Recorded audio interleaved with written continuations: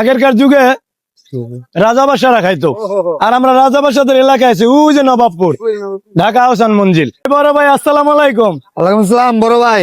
ভালো আছেন ভাইয়া? আলহামদুলিল্লাহ ভাই, ভালো ভাইয়া আছেন? শুনলাম আপনি নাকি এই জাফরান দিয়া এটা শরবত তৈরি করেন, এটা শরবতের মতন দেখা যাচ্ছে না, এটা কি জিনিসটা? কি এটা হলো, এটার নাম হচ্ছে আপনার ইরানি জুস হালুয়া ভাই। এটা উপাদান হচ্ছে ইরানি কাঠবাদাম। জুসের হালুয়া? হ্যাঁ, এটা হলো আপনার ইরানি জুস হালুয়া। এটা উপাদান হলো আপনার কাঠবাদাম, কাজু বাদাম, তারপর হলো আপনার সানা, মাঠা, মাখন, এরপর হলো আপনার তিস্তা বাদাম, তারপরে জাফরান।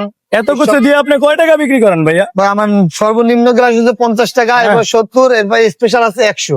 100 টাকা? হ্যাঁ, এটা কি? কিন্তু এই খাবারটা তো ভাইয়া ফুটপাতের নয়, এটা তো ভালো একটা রেস্টুরেন্টের খাবার। ভাই আমার ফুটপাতে আসলেন কেন? আমার শোরুম দোকান আছে আপনার নাগরমহল 3 স্টার হোটেলের অপোজিট সাইডে, কেরানীগঞ্জি? হ্যাঁ, আলী শেডে।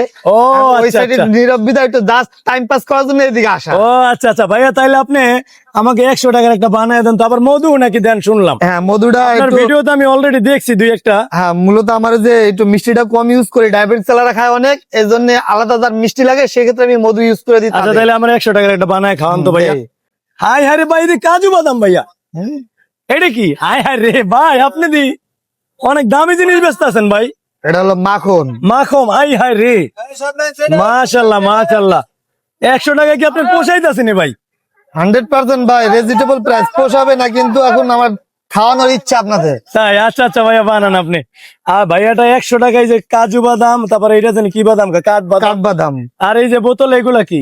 এটা হলো আপনার মাঠা, আর হলো যে আপনার ওস্ট। মানে এগুলা কি সবই দিতেছেন আপনি? মাঠা, ওস্ট, ব্লেন্ডার, পেস্ট একসাথে সব মিক্স। ওয়াও ওয়াও, কতগুলা দিতেছে ভাই। হ্যাঁ, মিষ্টিটা কম ইউজ করছি, ডায়াবেটিস চালারা খায় সবসময়, এজন্য যদি আলাদা এখন মিষ্টি আমাদের লাগে তো দিব। ডায়াবেটিস নেই, আমাদের একটু মিষ্টি বাড়ায় দেওয়া যায় না? অবশ্যই আপনার বাড়ায় দেবো লাস্টে। আচ্ছা দেন ভাইয়া।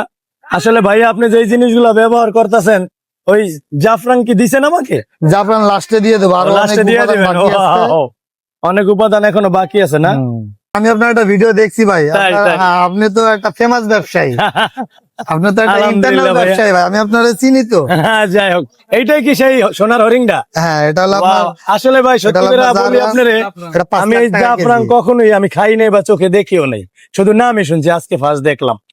এটা তো অনেক ব্যয়বহুল দাম, অনেক দাম। তা আপনি 100 টাকা ভাইয়া খুব ভালো জিনিসই দিচ্ছেন আমাদের। বন্ধুরা, ভিডিওটা আপনারা যারা যারা দেখবেন, যদি অল্প প্রাইসের ভিতরে দামি খাবার খেতে ইচ্ছা করে, তাহলে চলে আসবেন কেরানীগঞ্জ নদীর পারে, বুড়িগঙ্গার পাশে।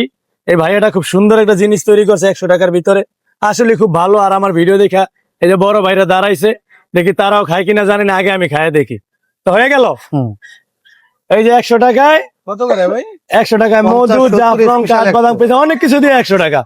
আমি দাঁড়িয়ে রয়েছি আমাদের কেরানীগঞ্জের একবারে নদীর পারে, দেখেন এই যে জাফলংটা, এটা তো অনেক টাকা দাম।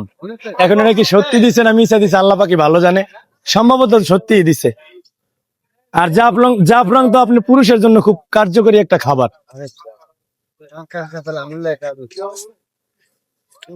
দুধের সাথে জাফরং, কাঠবাদাম, পেস্তা বাদাম, এগুলো হইলো আগেরকার যুগে রাজাবাসারা খাইতো, আর আমরা রাজাবাসাদের এলাকায় আছি, ওই যে নবাবপুর, ঢাকা আহসান মঞ্জিল। তো তারা রাজাবাসাগিরি করে গেছে, আর আমরা ফুটপাতে দোকান করে জাফরান খাইতেছি। তো ভিডিওটা আজকে এই পর্যন্তই, সবাই ভালো থাকবেন, খোদা হাফেজ।